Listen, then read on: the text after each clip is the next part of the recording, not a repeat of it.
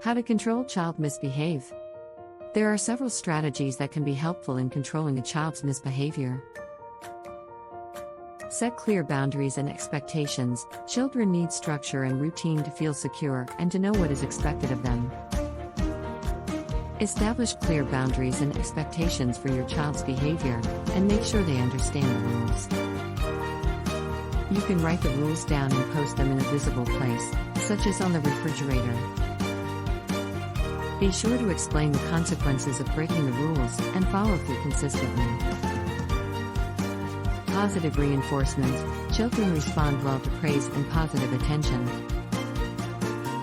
When your child behaves well, acknowledge their good behavior and offer specific praise, such as "I'm proud of you for sharing your toys with your sister."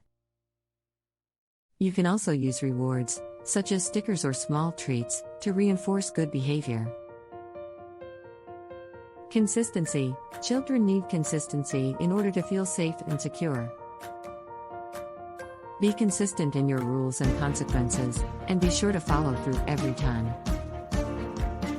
If you're inconsistent, your child may become confused and less likely to follow the rules. Redirect their attention. If your child is misbehaving, try to redirect their attention to something else.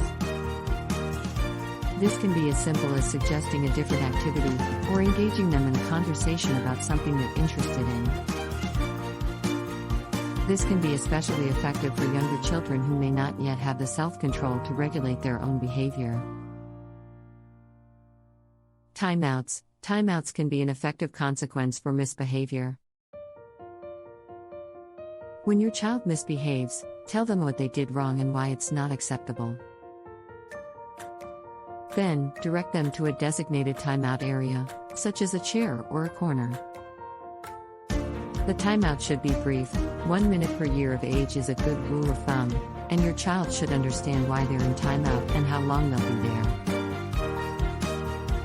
When the timeout is over, talk to your child about what happened and why their behavior was not acceptable. Model good behavior.